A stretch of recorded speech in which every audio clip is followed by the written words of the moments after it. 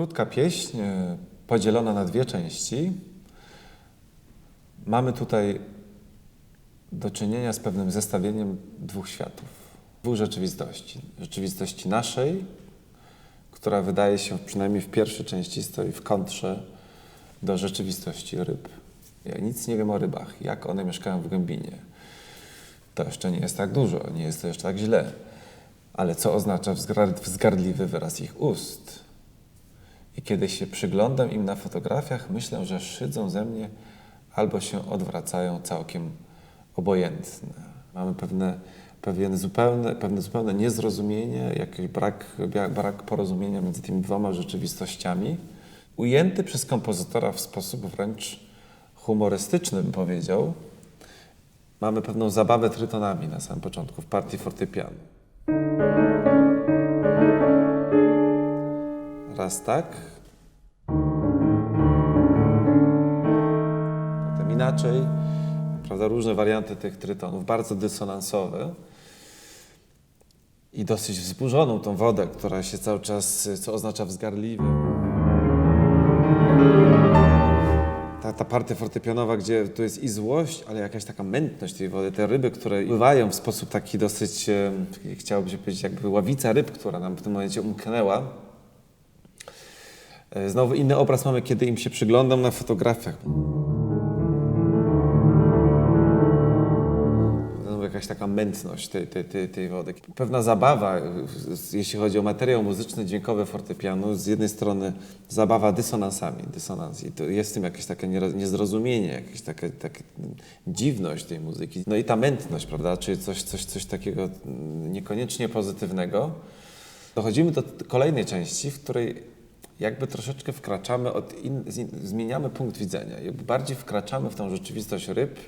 Ja to odczuwam jako coś, co się dzieje już naprawdę w jakichś głębinach. I jak mieliśmy dużo wyższy ten rejestr, taki wręcz krzykliwy na początku, to teraz już jesteśmy zupełnie w innym świecie. Jesteśmy zupełnie tam, gdzie te ryby faktycznie są. Jakby próbujemy poznać prawdę o nich.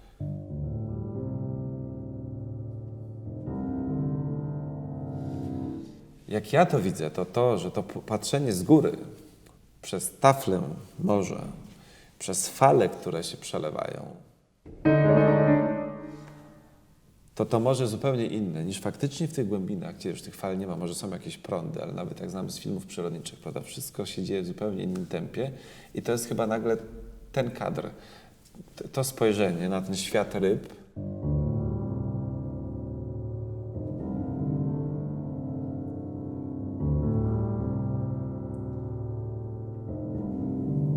w którym też się czasem jakieś dysonanse pojawiają.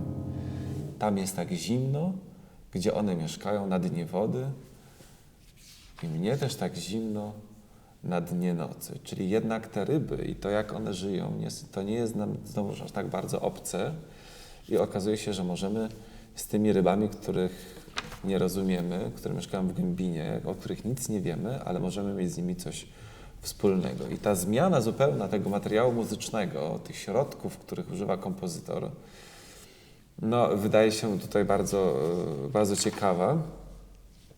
To, co warto podkreślić po tych słowach i mnie też tak zimno, nie, kompozytor sięga naprawdę jeszcze prawą ręką, nam sugeruje nocy. To jest ta głębia nocy, która jeszcze jak jest koncertowy, długi fortepian, będzie w sposób szczególny podkreślona.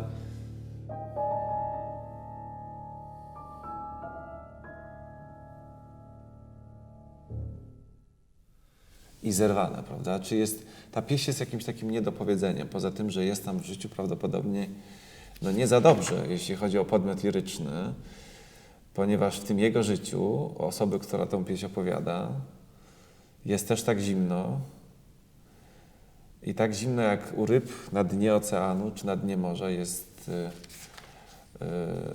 tak jest jemu zimno na dnie nocy jego życia, nocy jego serca, nocy stanu, w jakim się znajduje. Także krótka pieśń, ale bardzo wiele mówiąca i bardzo sugestywna i ekspresyjnie i muzycznie bardzo ciekawie przez kompozytora napisana. Dziękuję.